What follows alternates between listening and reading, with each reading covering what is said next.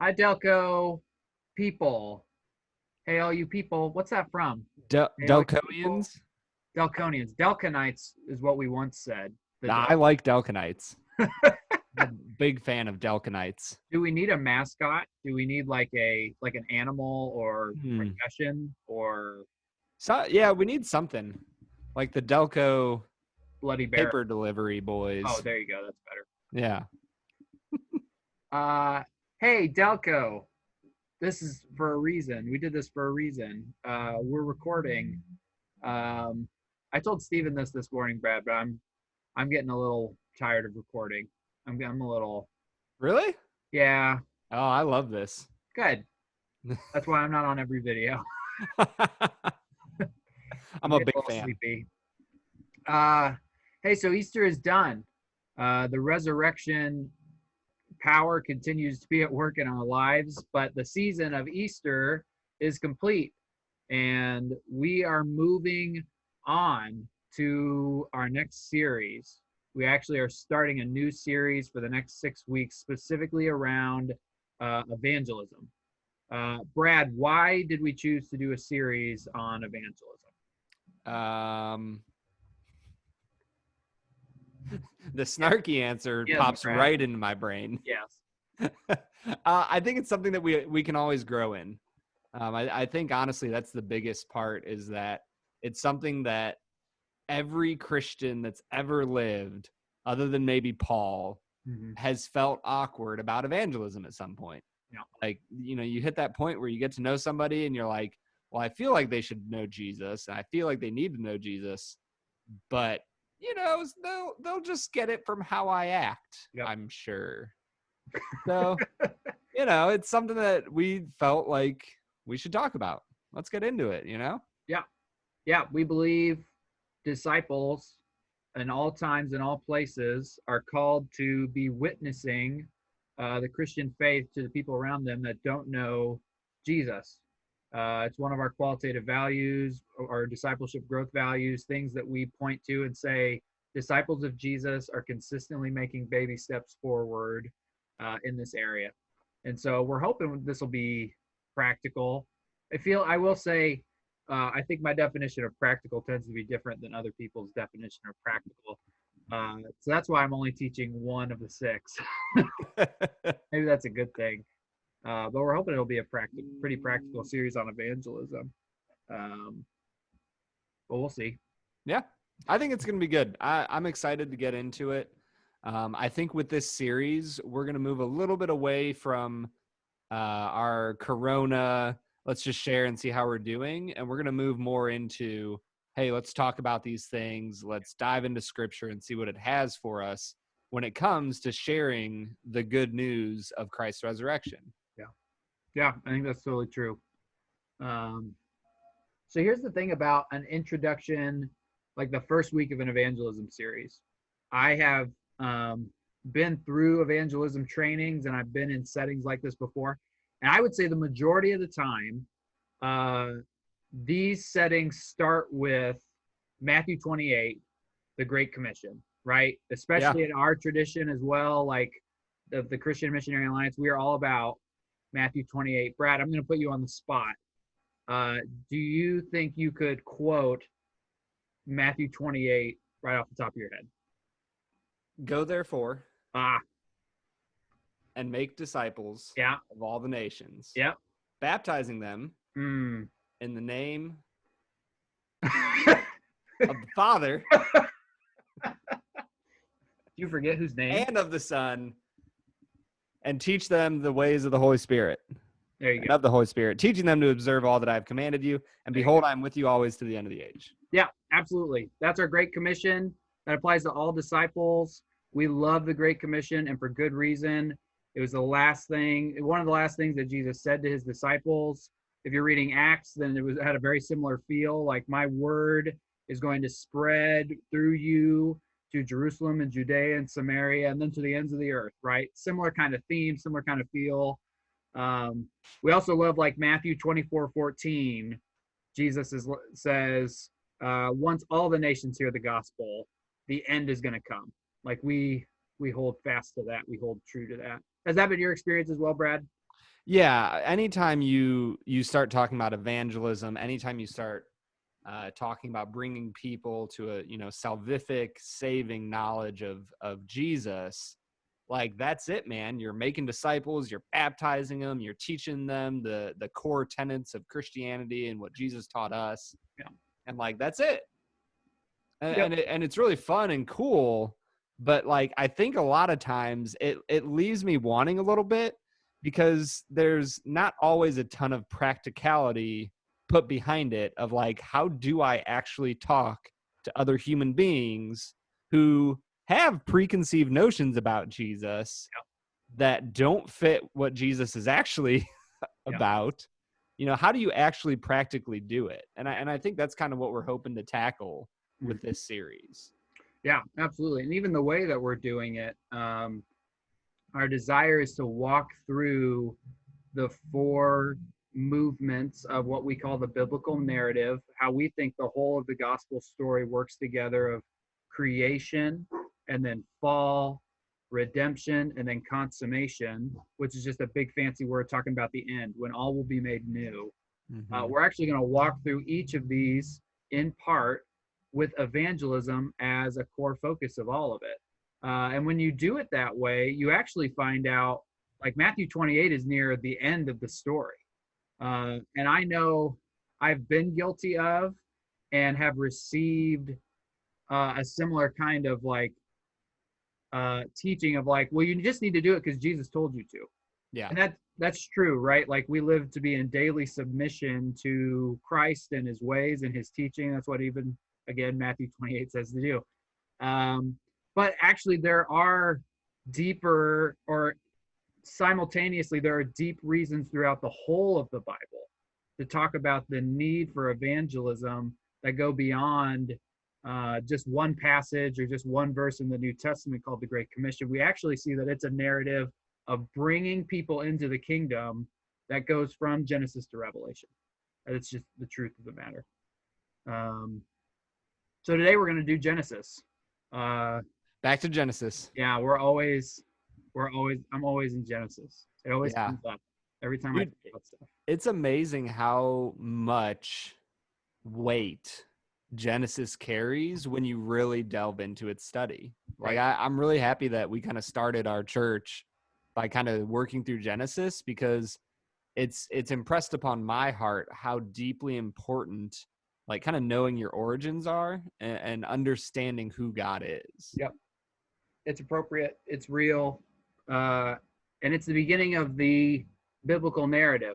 And actually, we can find God calling people to himself even here. So we're in Genesis 1. If you want to turn there in your Bibles, we're going to highlight just a couple of verses in the story and just kind of talk about, before there are even people or when there are even just the first people on earth, we're called to the work of evangelism or witnessing. Seems hard to believe, but it's true.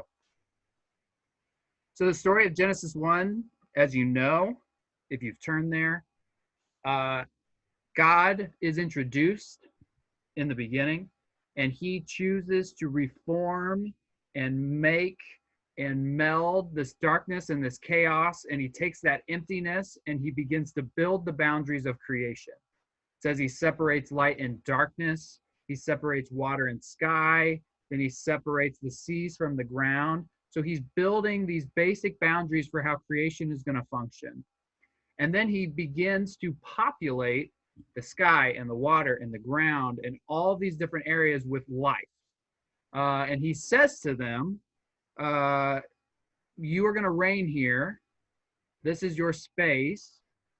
Go forth and multiply, right? Every type of animal is with its kind. That's the language that's used. And you are called to fill the earth and reproduce. So that means that all of these places are hospitable for life. As long as they stay in the boundaries that they are called to, they're going to thrive and reproduce and live the life that they were called to live. And every time he does this, God says, it's good. That's like a key phrase. And so what they're trying to communicate is that the thriving and fullness of everything in creation happens in the environment that God has set up for them. When you live inside those boundaries, when you choose to be in the midst of the way that God has created his creation to be. Life, thriving, fullness is the result. Uh, and it's actually good to live inside those boundaries. We don't like boundaries right now in our culture, but that's just the way we were made to be. And we find out that the same is made for humans as well.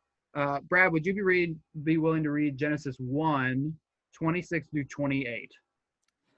Then God said, "Let us make man in our image, after our likeness, and let them have dominion over the fish of the sea, and over the birds of the heavens, and over the livestock, and over all the earth, and over every creeping thing that creeps on the earth." So God created man in his own image. In the image of God he created him. Male and female he created them. And God blessed them.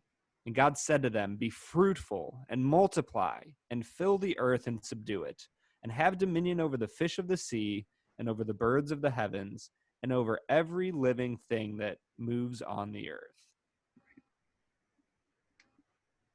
So there's two key words there that have to do with the call of the Christian, really just of the person in relationship with God to the work of evangelism.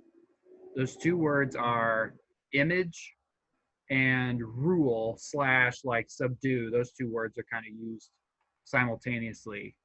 Uh, they work in tandem, they're connected to one another. If you kind of parse out these sentences, you see that we are made in God's image. And then the first thing we are told to do as a result of that is to subdue the earth and rule it. So they're directly connected. Us being made in God's image allows us the opportunity and the responsibility to rule. That's what's related to the image. So most people place emphasis on the reality of how we're called to rule. You'll see that in a lot of people who have some like dominion theology, or people who like want to point to the fact that we can kind of do whatever we want. But actually, that's the emphasis on the wrong syllable. The call is to image God. That's what he's pointing out. Even N.T. Wright, who's a scholar, and others, but N.T. Wright would definitely be a scholar I would really respect, talks about how image is actually kind of like this active state. It's really this choice in some ways. We are imaging God when we are made in his image. We are like, maybe the closest word that we would think of in English would be like reflecting, like a mirror. Mm-hmm. Ruling is the process of us reflecting God's image in our daily life, and it's his image that we're reflecting. So that ruling is just derivative of his character. I think that maybe a slightly better metaphor would be honestly of like an actual projector projecting an image on the screen. Sure. Because there's this sense that there's something internal inside of the projector that puts an image forth from it. Sure. That, like, yes, God is external to us, but it's when things become internal to us. Those are the overflow of the heart is, where the mouth speaks, and so on like that. And I think there's this beautiful picture that when we are imaging God into the world, it's like we're a projector that has internalized the things of God and his teachings and the baptism that we've received. And we project that out of ourselves into the world. No, totally. Yeah, I think that makes sense. So do you feel like you've run into this idea before in your life? Yeah, that the big one that I've always heard is like, oh, the moon is reflecting the sun. Right. And, we need to be a bunch of little moons reflecting the sun. Sure. And then, it's the SON, not the SUN. Do you get it? I don't get it. You don't get it? It's because Jesus Christ was the Son of God the Father. Oh, those aren't spelled the same way. No, they're not. But it's funny. That is a good play on words then. Yeah, it's great. Super ingenious. But yeah, this is an idea that I think it is a healthy idea. You can be, a little bit snarky about it, but it's a beautiful way to portray how we are supposed to represent God in the world. Mm-hmm. That we aren't advancing our own cause, we are advancing the cause of God. Mm-hmm. That when we rule over the earth and we subdue it, we're not doing it from a place of dominance and a place of I can control things and I can determine what is right and wrong for these other things. What we're saying is God has a way of living and a way of doing things right and wrong, that we are helping the world live in harmony with that. Correct. Yeah. Yeah. His way rules. And uh, Totally, bro. yeah, and we thrive in the midst of that. And so here's the evangelism connect. We'll talk about this more next week when we get to our portion of conversation about the fall, which I think you're leading, right, Brad? That's I good. am. I probably should have worn this brown shirt Yeah, there you go. next week, talking about the fallenness Oh, and brokenness of humans. ouch. Our image, our ability to reflect or project what we know to be who God is and his character in the midst of our ruling, it's become marred. It has become, because of the fall, because of this tragic event where humans chose to define good and evil for themselves, our ability, right down to the very core, so like our screen or our projector lens, it has become scuffed and scratched and clouded. And we struggle to project accurately the image and character of God in our everyday life. And it has now become difficult for us to rule the way that we're supposed to and to live in his image. And in fact, sin, the thing that is scuffing it and clouding it, uh, has the capacity to scuff it and cloud it even more and to get worse. And it will become even more difficult.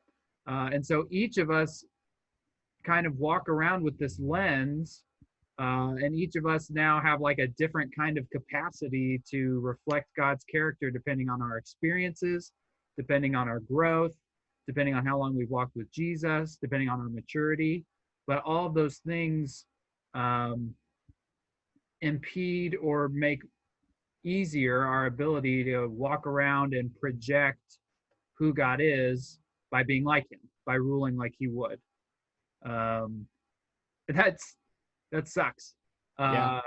That's just the reality of it. We just celebrated Good Friday. I know we just celebrated Easter, but we also celebrated Good Friday. And that is kind of in some ways, the epitome of these clouded lenses. Humans who were built to really image God and reflect him and be like him when they're in relationship with him. In the ultimate act of betrayal, when left to our own devices, we chose to kill the one who made us. That's the capacity for harm that we have. It's just our reality. Um, and so now we're in this weird time in between our fall and in between when we will be perfected in glory, where we're kind of trying to work with the Holy Spirit to reflect God better, to polish our lens, to get rid of some of those scratches and fill those in, to create opportunities for other people to grow, not because we will not have tribulation or pain, or because it will be our life will be perfect, but because our desire is to live within the boundaries that God made in creation, so that we can thrive and have fullness of life, so that we can represent God by showing the fruits of the Spirit, like love and joy and peace and patience and kindness. All of those things are offered to us in abundance. All of those things that are harming us or struggling with us, all the sins that are within us that are clouding our lens, we have the capacity for freedom from all of those things. We have the ability to potentially have a power and an empowerment to offer people freedom from addictions, to give them the ability to reach a fullness of their life, to help facilitate their transformation. And it's all because of our connection with the one that we are trying to project and reflect and be like. Does that make sense? Yeah. And that kind of leads you to that point where you go, okay, cool. So we have this opportunity.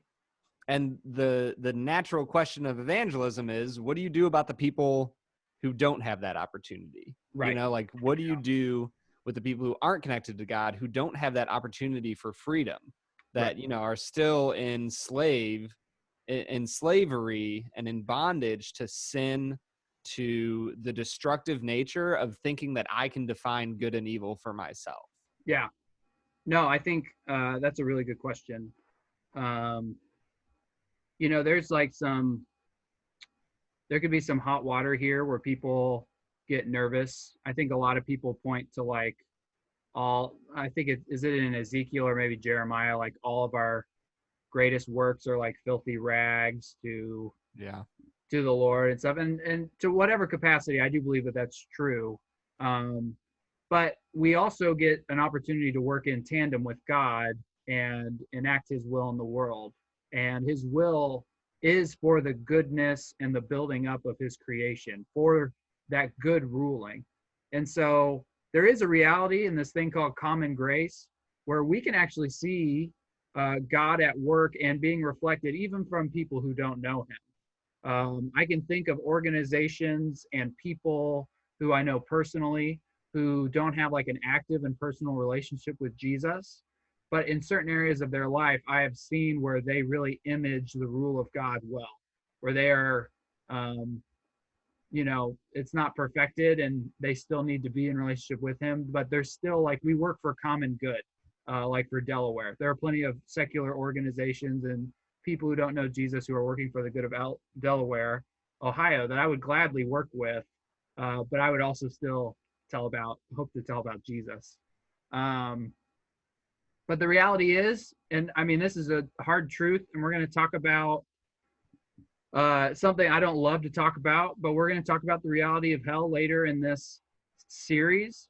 But in the same way that our choices logically lead us to a positive end in eternity, people's active choice to ignore God's call in their life also has an eternal end. And God does not do that because He enjoys it.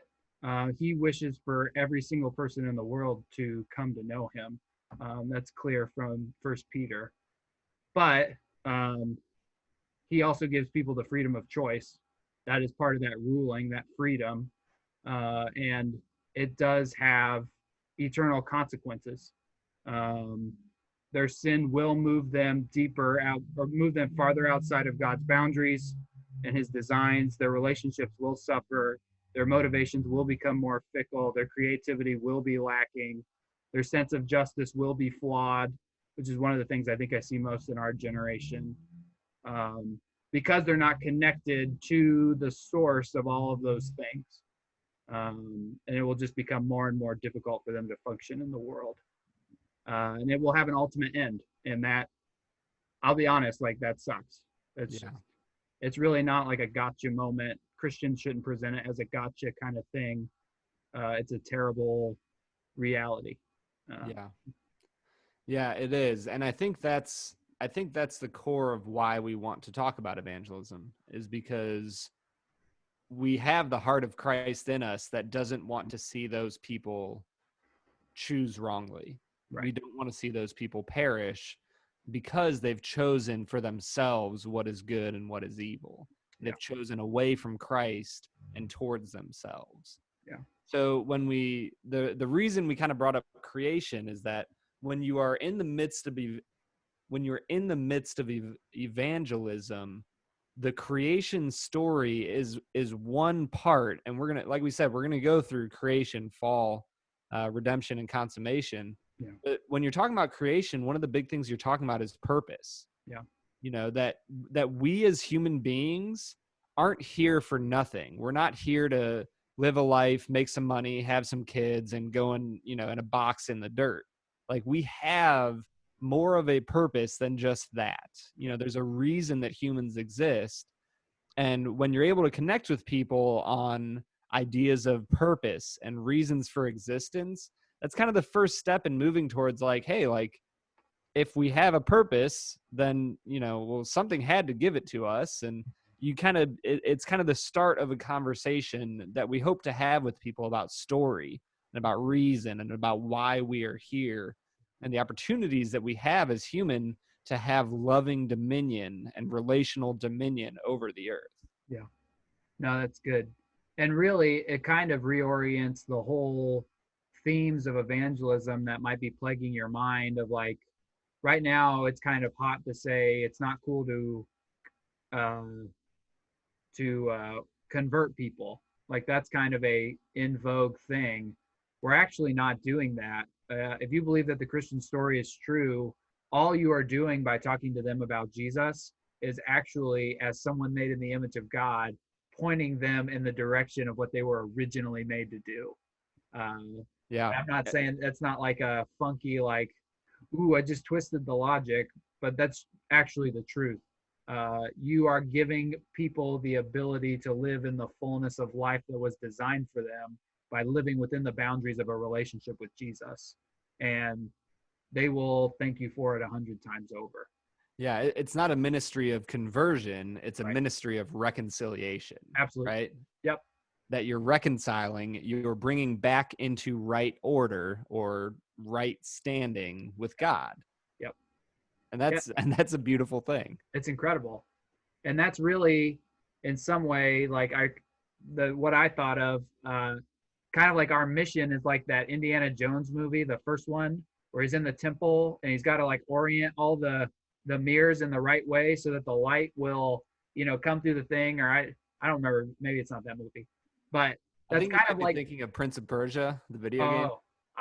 oh, okay, that's possible. But you get what I'm saying. That's like a trope in, these adventure films, like you move the light in the perfect way and the temple unlocks and stuff. That's like what I was picturing, like kind of our mission is we're like going to all these scuffed and dirtied mirrors and we're helping to position them and clean them and help them point in the right direction and reflect the source of the light, reflect so that they can fulfill their purpose. Like that's kind of our call.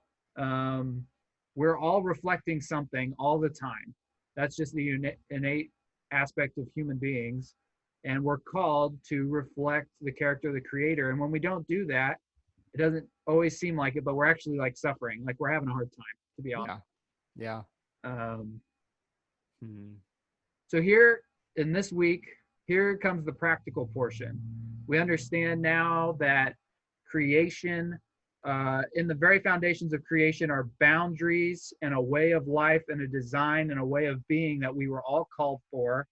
And now, as Christians, we get to move closer to that purpose. But there's a whole section of people who don't know Jesus that we're called to help find their divine design and their purpose and their meaning. That's all we're called to.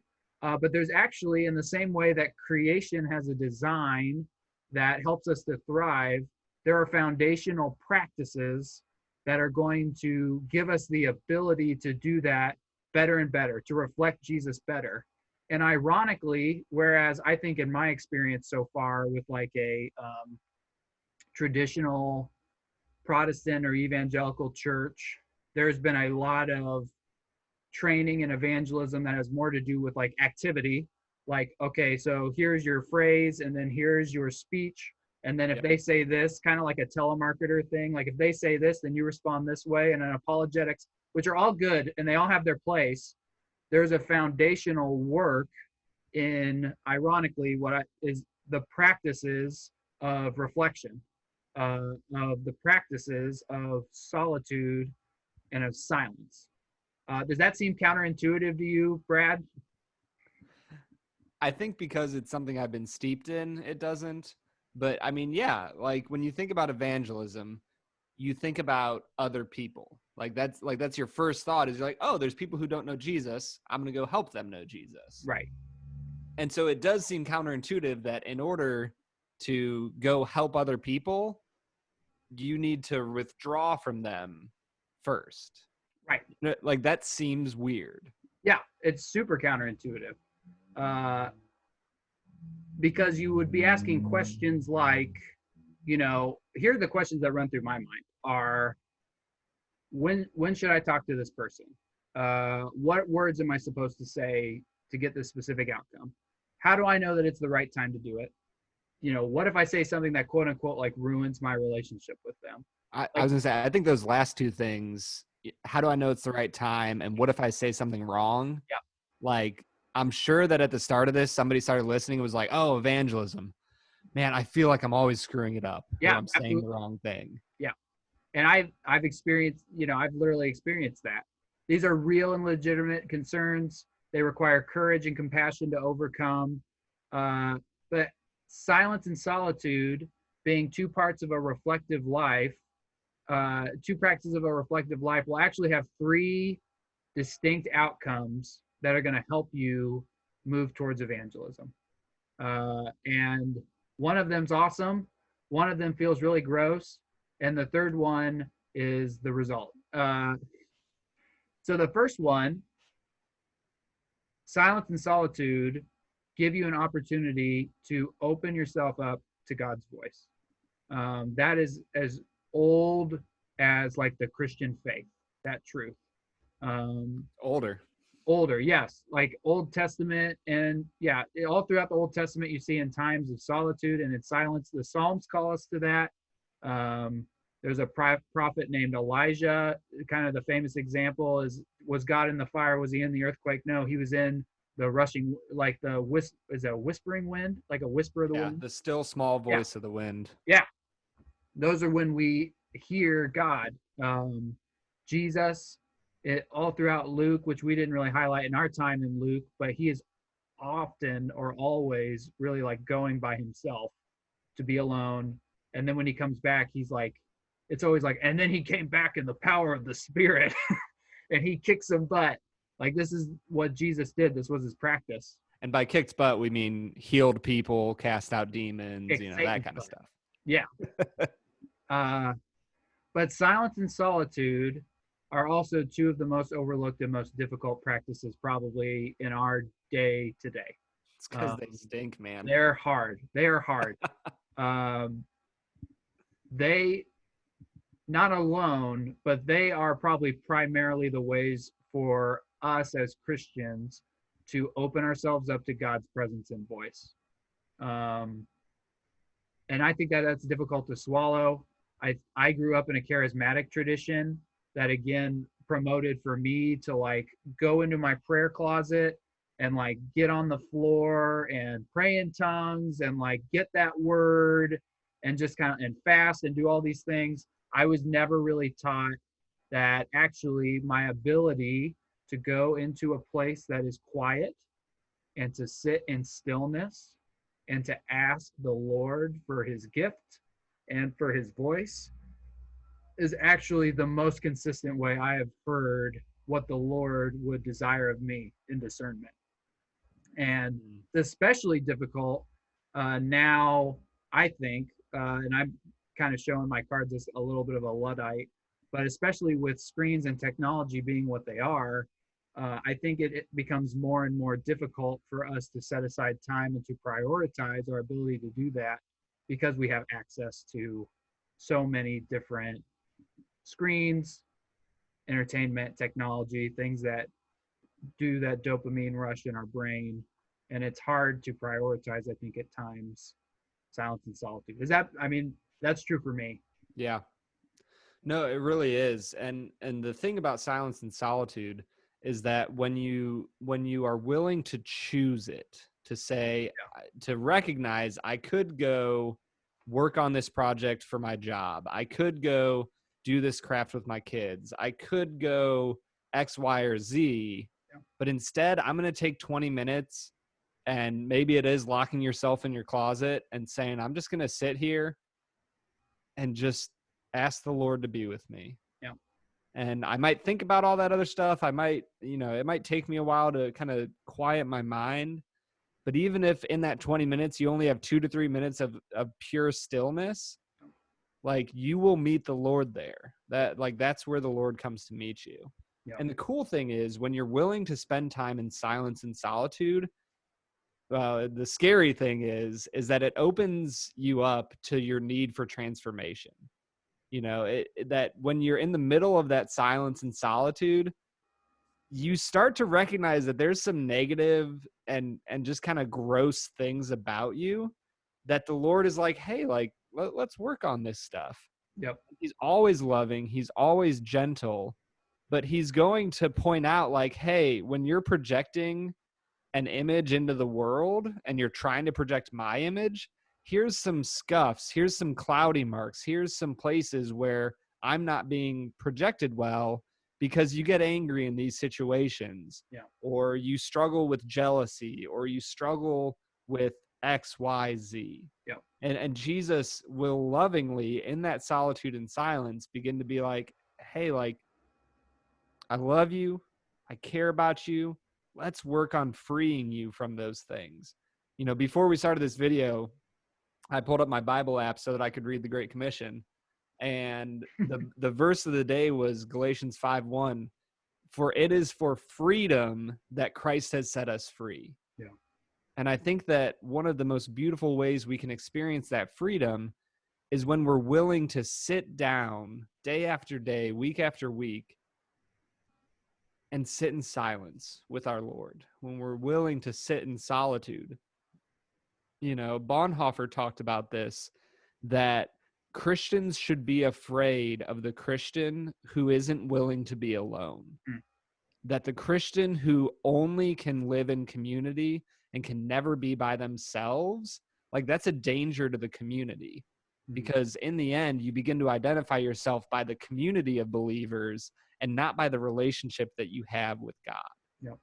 And so I think that, as scary as it is to sit and look in the mirror and go, Brad, you really stink. Yep. You're really crappy at certain things. I think that it's in those places of silence and solitude that we begin to polish the mirror, that we begin to clean ourselves so that we can project God into the world more fully. Yep. No, that's a good word. And that really does summarize kind of the beauty and the terror of silence and solitude, especially if we are not in the regular practice of it. Is the beauty, we get to enter into it with a posture of like, be still and know that I am God. We are reminded of the reality of God's work in our lives. But often as well, again, if we're not in that regular practice, the first things that will pop into our mind when we're finally alone are those deepest fears, those greatest anxieties, the things that are hardest. Um, and sometimes there's even, like, from a practical side of it, like there could be like a very condemning voice. You can be confronted with something that's been in your heart for a long time, that's often not allowed you to be in silence and solitude by yourself. And if that is you, I will say, that's a very common problem. I also think it's a very spiritual problem, and it's a problem that Jesus can help you be free from. That's something I've experienced personally, and we can help discern a pathway out of that, because on the other side of that condemning voice is the voice of Jesus and the voice of the Spirit, who is always willing to consistently say, I love you. You are my child. That's just the reality of it. So those are kind of our two polarizing kind of dynamics for when you first start and when you continue to be in silence and solitude. Yeah. And as far as like a practical element of how do I practice silence and solitude, because it's easy to just say, oh yeah, just get by yourself and be quiet. I think on our study guide, we'll put out a few kind of guidelines of like, here's some questions you can ask of the Lord. Here's some ways you can quiet your thoughts. Here's some ways you can do these things. Yeah. So, you know, our video is already running a little long. We won't jump into the practical stuff here, but we're going to have that in the study guide so that you can kind of start practicing these things. Yep. So here's the final piece. You're introduced to the voice of the Lord who's seeking to transform you. You're being introduced to, and he's introducing you in love and in grace with ways that you can image him better in love. And so this focuses and enhances and strengthens your testimony as a Christian. This is really like the difference between I was saved when I was 18 and now I'm 30 and nothing's really changed, and your ability to look at your friends and be like, yesterday I was in prayer with the Lord and he freed me of this, right? And my life will never be the same. This is how we move in that space where you're going to be able to have a continual testimony of God's daily grace in your life, and you will be freed of the things that are plaguing you. your friends and your friends who are Christians and your friends who are not Christians will celebrate with you when you get in that room with Jesus and you're able to be like, I used to interact with my family this way. And here, praise be to Jesus, he's transformed me. Now I interact like this. Like when my wife used to say this, I would like just freak out. But today was different, or like yesterday was different. Those are real stories that Jesus can invite you into with his transforming presence when you're willing to get into his space and into his presence in silence and solitude. And you will no longer just be wondering, like, what's this, like, am I supposed to memorize my testimony? Is like no more than 3 minutes, but it's got to be longer than 3 minutes, but no more than 6 minutes. And I got to say the whole thing all at once. But you can have daily conversations with people who don't know Jesus about how you're daily being transformed into his image. Like you are ruling day by day with the scuffs and all the stuff in your heart that it would not image God well, being kind of rubbed out and polished and cleaned, and you're able to be transformed in front of people's faces. And I think we all know people who we've watched that transformation in, and you are like a living testimony that Jesus is real. Just like how Paul always pointed to himself and was like, the best testimony I have for Jesus is the fact that I met him and I have never been more different, right? I was completely transformed. You knew me when I persecuted Christians. Now I'm an apostle of Jesus Christ. And I continue to be transformed day by day, my transformation. We can be just like that when we are willing to get on our faces and be with him in silence and solitude. Yeah, the famous philosopher and theologian Henry Nouwen said, solitude and silence are the furnace of transformation. Yeah. And if you guys haven't caught on to it yet, we believe that one of the biggest parts of evangelism is transformation stories. And how are we transformed? Through being willing to choose solitude and silence. As difficult as that is, especially in our culture, we really think that it's a beautiful way to connect with the Lord and see freedom in our lives. Yep. So I want to challenge you. This is not a very shepherding thing to say, but I do want to challenge you practically. I know that we're in the COVID season, and it feels like we did put special emphasis on like choosing silence and solitude is essential. I know for right now, it feels like you either can't get enough of it because maybe your house is a little bit crazy, and simultaneously you're being forced into isolation because you can't be around the people you want to be around, like your other friends and family. And I'm obviously very like sympathetic to that. We've never had a season like this before. But I will say, in practical experience, that if you really feel like you cannot set aside time for silence and solitude in your life, it is very likely that you are a slave to something that you do not mean to be a slave to. If you feel like I can't do that because I need to work on X, or if I don't have time for that because I have to do this, or I can't do that because I need to be like this, you are likely pursuing or doing something that you've been made a slave to. And I really don't mean that in like a gross way. It's just been what my experience is. But when it is at the bottom of our totem pole, then we have chosen so many other things to define us as opposed to God's continual transforming presence in our life. And it's important. And honestly, like I get that. And that's a place to be as long as you're willing to be honest about that you're there. And then the community of Christ can help walk you through that. But if you're not doing it and you're not willing to admit that you're actively choosing other things to do instead of that, then you will be stuck in that place as long as you choose to do that. That's a hard reality, but that's just a spiritual truth. Yeah, it is.